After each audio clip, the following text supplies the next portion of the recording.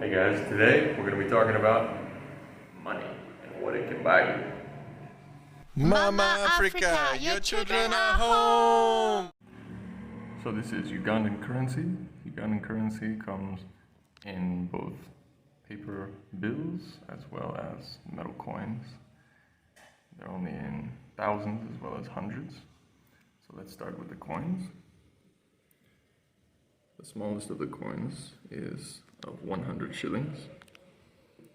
As you can see, it has an image of the cattle, which is very, very important in the country. It's also one of the largest coins. As you can see, it mentions Bank of Uganda, 100 shillings. And you will see throughout the Ugandan crest, which has the antelope, which I believe is the impala, as well as the spears, the cross spears and shield, as well as the Ugandan crested crane. At the bottom, you can't see this well, but it says, "For God and my country."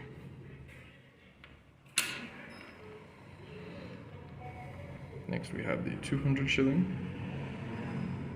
which has probably the second most important animal in agriculture here, which is the tilapia. Tilapia is originally from this region, from Lake Victoria. It's where they were quote-unquote discovered. And also has the crest on the back. This one, as you can see, the 200 is slightly smaller than the 100. Next you have the 500, which has the national bird, which is the crested crane. So 500 shillings, also with the crest on the back.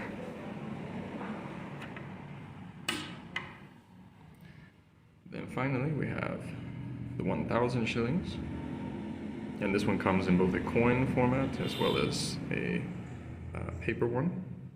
Again, you can see on the back as well as on the front here, you see the crested crane again. This was simply for commemoration, so there's not that many of 1,000 shillings in a coin format. Primarily they are in paper, but this was the 50-year commemoration of independence from 2012. So I don't know if you can see it here, but 1962 was their independence until 2012. So celebrating 50 years. And this one also has a mark on the side.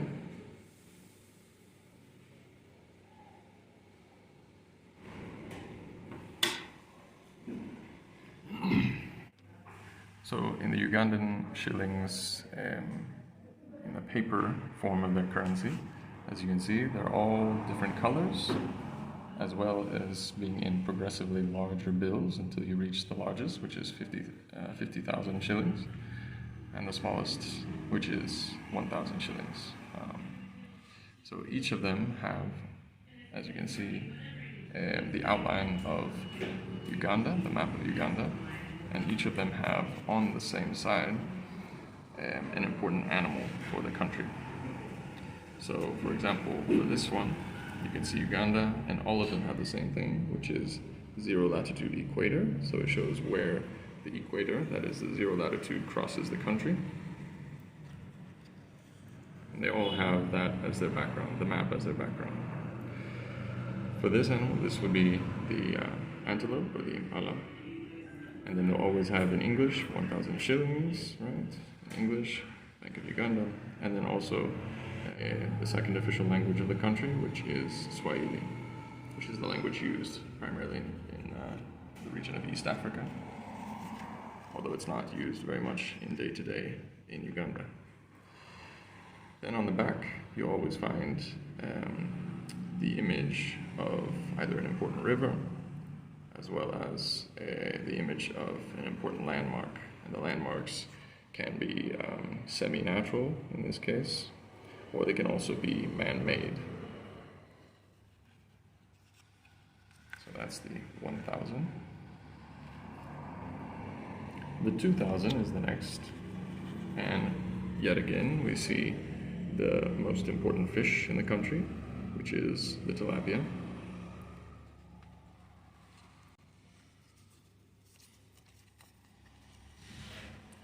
back we see, which is what I believe to be the Nile. And then another architectural landmark. And I don't know if you can see, but a lot of this is actually letters, so BOU, BOU, Bank of Uganda, right, BOU. And you'll see BOU on a lot of things, just as we did with the 1,000 shilling here. I don't know if you can see, but it also says BOU, 1,000. Next is the 5,000 shilling note. So here, the bird that we see here is the weaver bird. As you can see, it weaves its nests in intricate ways. In this case, it's round, sometimes it's different shapes. It's a very important bird in the country in a number of ways. And again, here we have different physical landmarks. We have a natural landmark, which I believe are mountains. And then over here, a physical landmark, a man-made landmark, which is commemorating the glorious dead, so in memory of our glorious dead. And this is from, I don't know if you can see, but 1959. Oh, sorry, 1945. It's difficult to read, but this is the 5,000 shilling note. Next, you have the 10,000 shilling note, which, if any of you know anything of Uganda, one of the most important staple crops here is matoke. So here's the matoke on the 10,000 shilling note. We also have some handicrafts, in this case, some of the containers used, especially in the west of Uganda. Now on the back, a man-made monument, right? As well as, and it's difficult to see here, but I think it's another waterway. Next, we have the 20,000 shilling note. Again, we see our friends, the cattle, especially the ones with the large horns. These are native to the region. Been here for a long time. This is the origin of cattle, actually, is in this region of the world, connected to the Nile. As you can see, they look similar to the images found in Egypt as well. And on the back, yet again, a man-made monument, as well as natural, like this, I believe, is one of the lakes. So this land has many lakes and many rivers. I wish I knew the name of all of them. And finally, the 50,000 note. So due to inflation, the 50,000 note is still only worth a little over, I believe, $13 US. And so in this case, you will see people often with many of these notes to buy certain products. As you can see on the front here, we have the silverback gorilla, which is the largest gorilla in the world. These live actually in this region of the country, in the mountainous region, where there's an extinct volcano, as well as Rwanda and then Burundi. So in this area is where they live, and you can visit them. So this is an important animal in the country, especially for tourism. And then again, we have one of the monuments, important monuments commemorating the history of the country, as well as physical landmarks and the physical beauty of the country. So as for usage, when it comes to usage, you'll see smaller things like maybe small candies, small baked goods, etc. You'll see people using maybe hundreds, 200s, paying for those, since these are about 3 and 6 cents USD. So you'll see these used in those sort of situations. The 500 can often get you maybe a chapati or two, samosa or two as well. So certain baked goods, fried goods, things like that. The 1,000 shilling, you can often get maybe several items, food items. A lot of these smaller bills are used for food. So 1,000 can get you some of that. Then the 2,000 2,000 to 3,000 can get you a boat ride somewhere not too far. So that's riding on the motorcycle. Then a 5,000, right, can get you a good boat ride, as well as can get you maybe some chapati and beans, as well as maybe another item or two. So 5,000 and some, depending on what you're eating, can be a good meal. 10,000 can be a full meal.